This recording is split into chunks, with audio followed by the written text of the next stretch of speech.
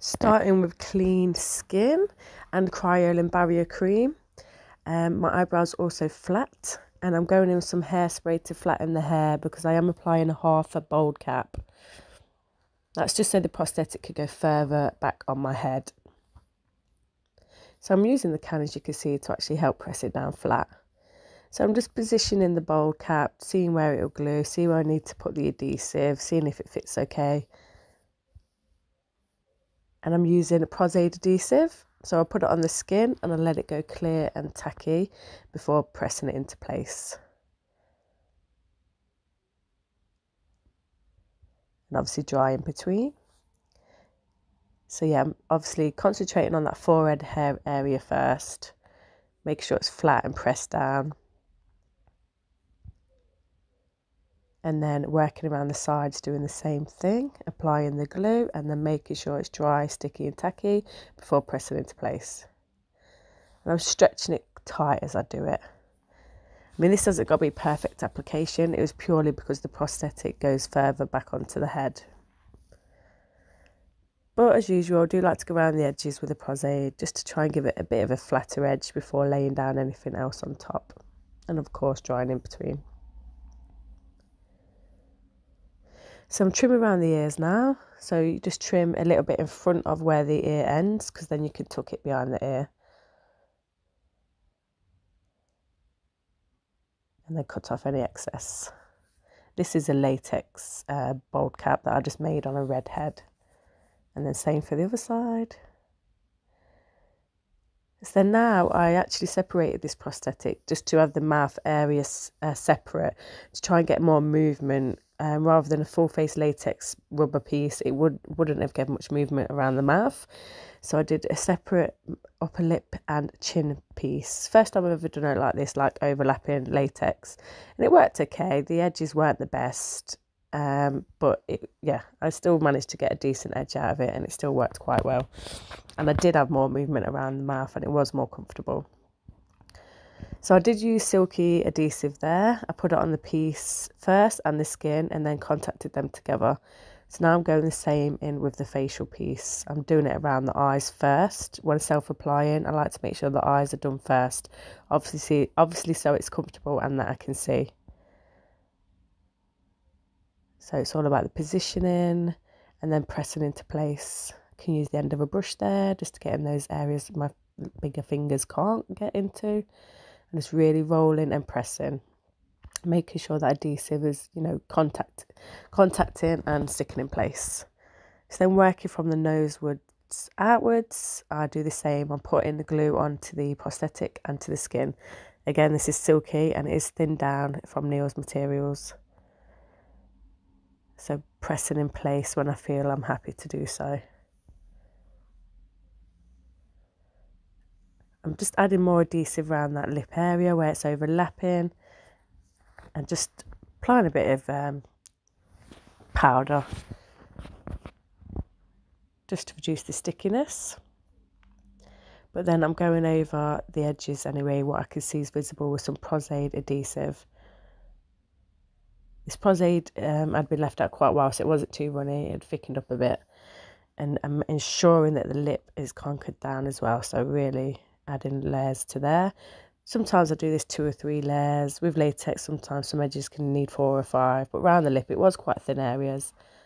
And around the eyes, a good probably 3 or 4 layers. Drying in between and then just layering up until I'm happy. And obviously can't forget that edge around the top and onto the bowl cap. Latex rubber can be quite hard to blend and match, but these did work quite well. So onto the ears now. I'm actually using the same adhesive, so silky, and also on the ear and the prosthetic ear, and I'm powdering in between, and then I'm reactivating with IPA. This is so it gives me a bit of movement time, so when I apply the ear, I've just got a bit of time to move it in position, then press and hold, and then it sticks well.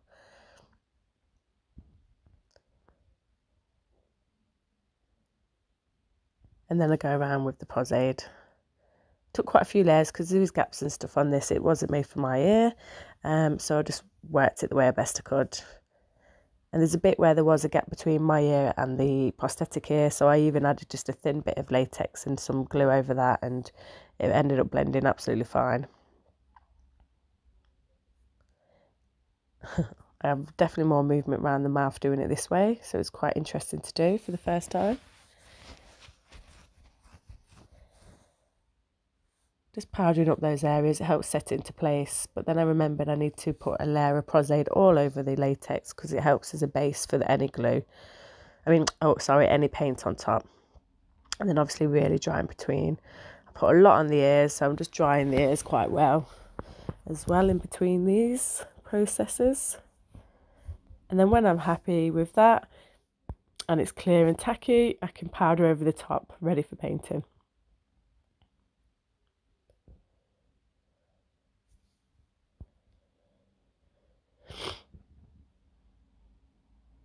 And then buffing it in and dusting it off, just using a fluffy brush. And then using Cryolin fixing spray to help take away any residue.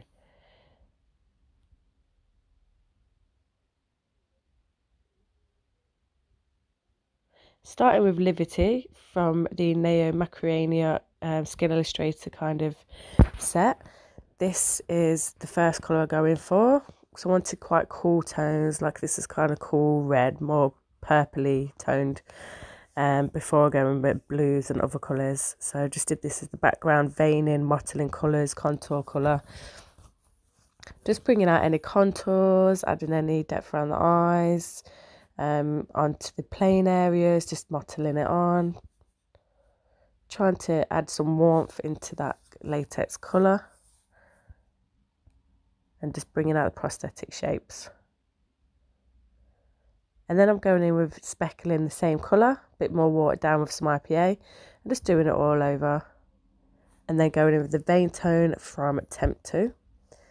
Similar thing, going over similar areas, adding more veining in certain places, more around the eyes. This is a new airbrush I'm using. I don't quite like it. I'm absolutely gutted. It cost me £150 and I don't like it. I think it's RN2 version of itself. So the original RN1 is the one that I favoured, and I didn't realise as I brought it. But I needed a new airbrush, so I just used it, and I just kind of regret it. I'm stuck with it. So some of my airbrushing I'm not very happy with, but it still worked out in the end. So it just made my life a little bit harder with self-applying, the way that the bottle is for the product on top. So yeah, sometimes when you use alcohol products on people, it will be quite intense. So make sure you're wafting in between or using a fan to blow it away. So this is the Vile Bile mixed with a bit of an olive dead colour. So I wanted like a yellowy tone.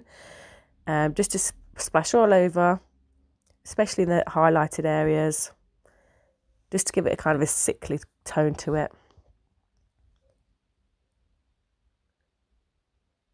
And then going in with some white, and I'm using it in the airbrush and just going over some of those highlighted areas even more. But I didn't want to do it too much. I didn't want to have too much of a bright white highlight. And then now going in with a pale white shade and splashing this all over. So a good few layers all over. This is becoming my top layer colour with everything else being in the background. When I was happy with that, I went in with a Rigor Mortis shade from Temptu, just again to bring out some of those contours that I lost with that top shade. And reigniting some of the warmth colour into it, even though I didn't want it too warm. It's still contouring any areas that hadn't been done yet.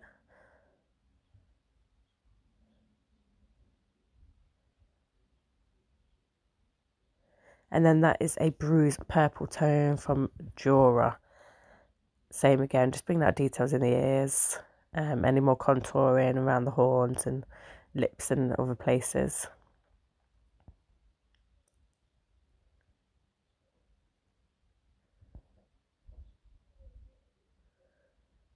And any contours that have been lost.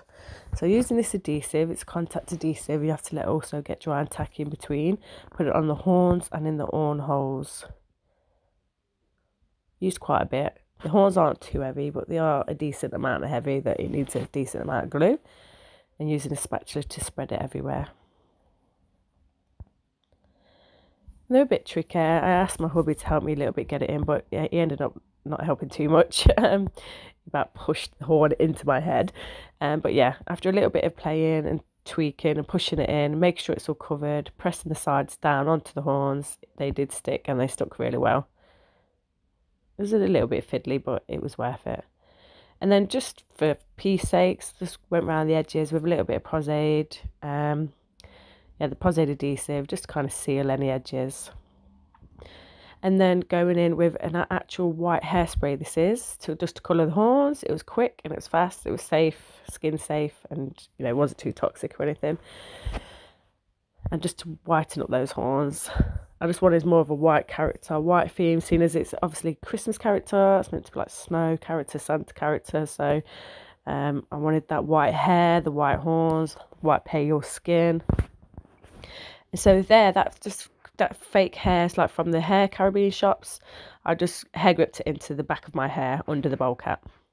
And then now going in with that bruised tone in the airbrush to blend in those horns. I added a fake hand on and a bit of costume, and also a little bit of hair on my chin.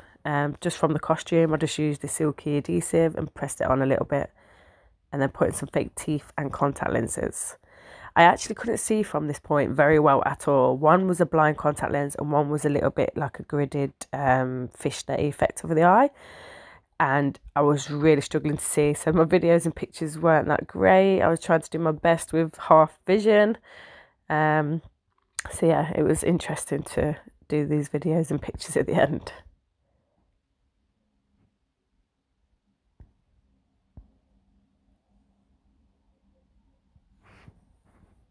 Yeah, with the costume, it's kind of like a jacket and a shawl, and I added a bit of black hairspray onto it, and then rubbed it in really. I just wanted that like messy look, matted look. It hadn't got to be too neat. And the teeth are just a cheap set from eBay. So we added, before we'd play with some chains, the Krampus myth is, I believe he had some chains. So just kind of wanted to pose with a little bit of chains, have a little play with those. It's always good to have a prop with any character you make.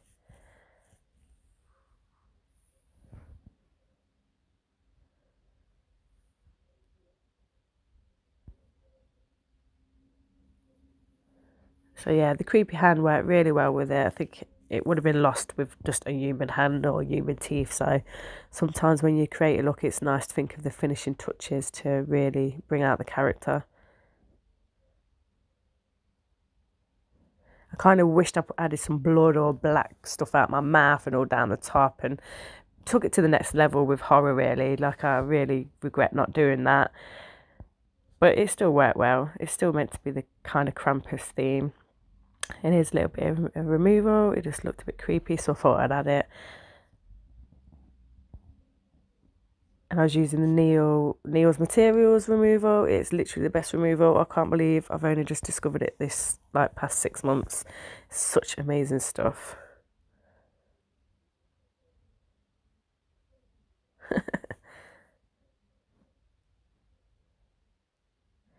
And here's me making the horns out of everfoam and some of that yarn string.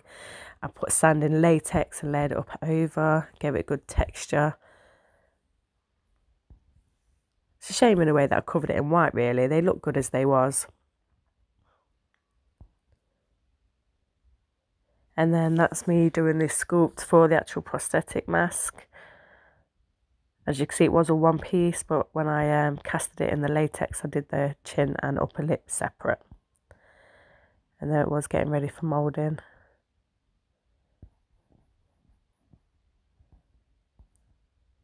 And that's the hand. I just used a sculpture of a hand and some nail claws that I got from a local post office.